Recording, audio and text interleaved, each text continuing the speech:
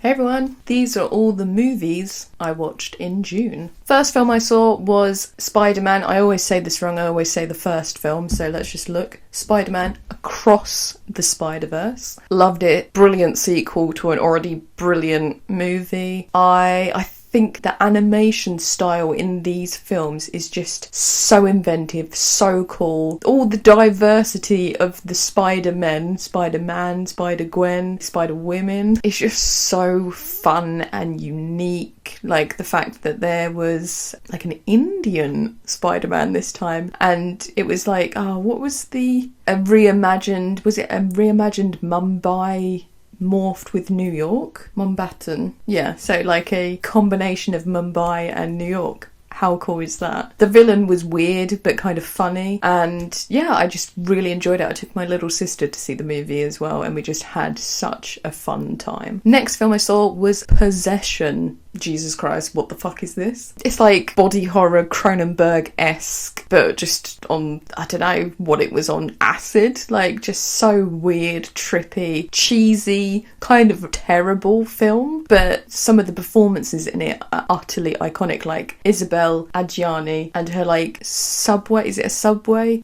You know the scene where she just has a complete mental breakdown with shopping and just screams for like 5 minutes. Crazy. Sam Neill in this as well, utterly unhinged, like the most toxic male character ever. I don't know whether that's true. And then just the idea of this weird creature that she...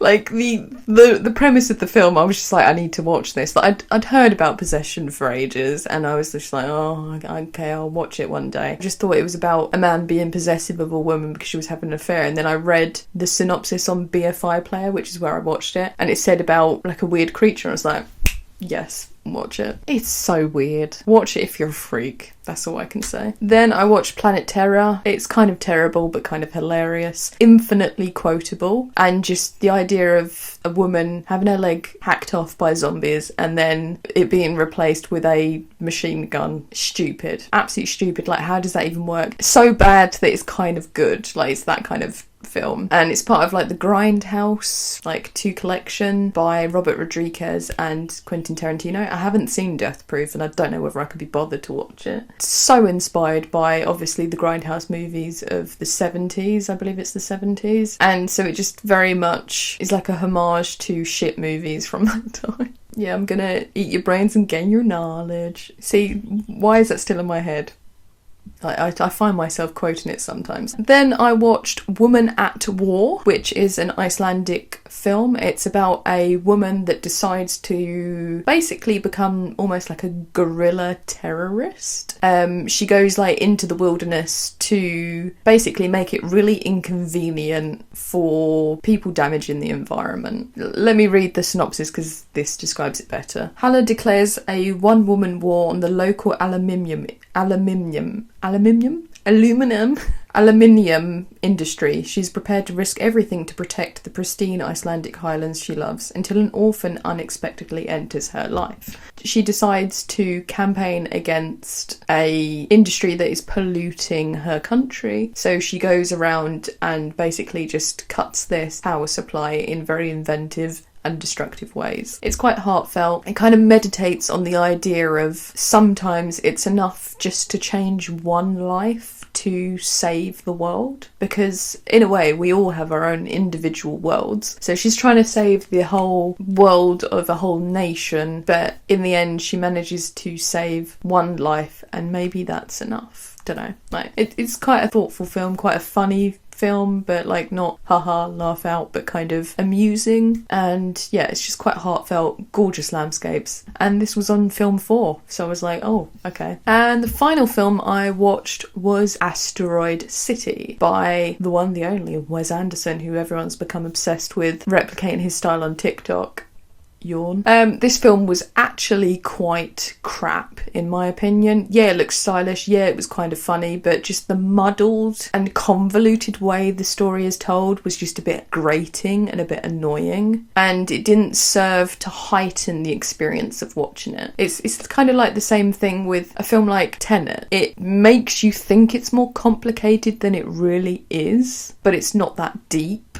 And this film just felt like it was trying to be profound, and the message got lost in the muddle of a play within a play within a TV show, or whatever the fucking hell it was supposed to be. I thought the alien visit was cute in it, and you do hear a moment of the actor Jeff Goldblum, who's the actor in The Thing within The Thing, say that the alien is a metaphor, and that's probably what I took away from it. The alien is a metaphor for something, fuck knows what. Well, no, I took away the meaning of it to be, I don't know, it's weird, it's absurd how something so life-changing as a visit by aliens and then everyone goes back to normal. It's almost as if we can't wake up because we don't go, it's and then people start chanting, you can't wake up if you don't go to sleep. So there's something in there, but it just got lost in the fuss and the muddle of a convoluted story. Now on to TV. Valeria, which is a Spanish comedy. It was season 3 and the final season. I just love this show. It's basically Sex and the City but set in Spain, and the characters are just funny. The fashion in it is incredible. It's so colourful, so fun. The main character, Valeria, is a author. In the first couple of seasons she's trying to become an author. Now she is an author, and it's just about her complex relationship with this one guy who's basically a fuckboy, and then someone more mature and kind of knows what he wants comes into her life. It's basically her deciding the best path for herself, which I thought was nice. It's fun. I enjoyed it. Then I started watching Katla, which is a mysterious Icelandic TV show on Netflix. It's by the same guy that created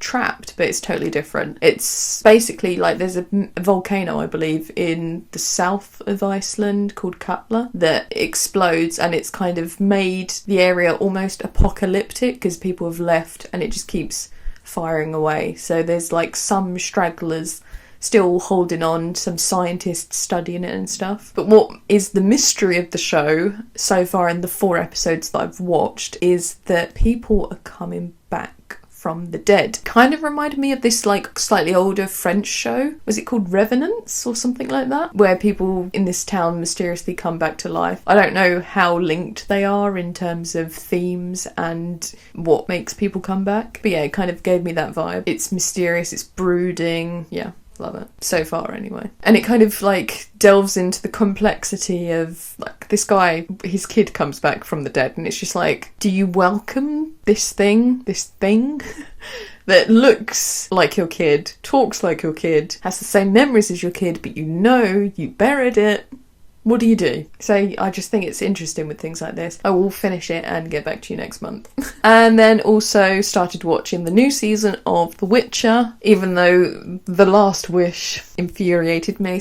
Part of me is so annoyed by that book, but a part of me wants to continue reading the series, even though it infuriated me, because I'm so interested in this world. And obviously, apparently the TV show is a pale imitation of the books. I'll be the judge of that, maybe. And I know everyone critically panned the prequel, which I kind of enjoyed because it was just basically all about elves. It was a bit crap in places, but I just liked the fact that it was a show all about elves and one dwarf, because there's just, in fantasy for some reason, there's just not enough elf stuff. But yeah, so I've so far, because it literally aired the other day, I've only watched 1 episode of the new season of The Witcher, and yeah, it was good. I liked it. The choreography and the fights, some of them are impeccable. Yennefer, sensational. I love her.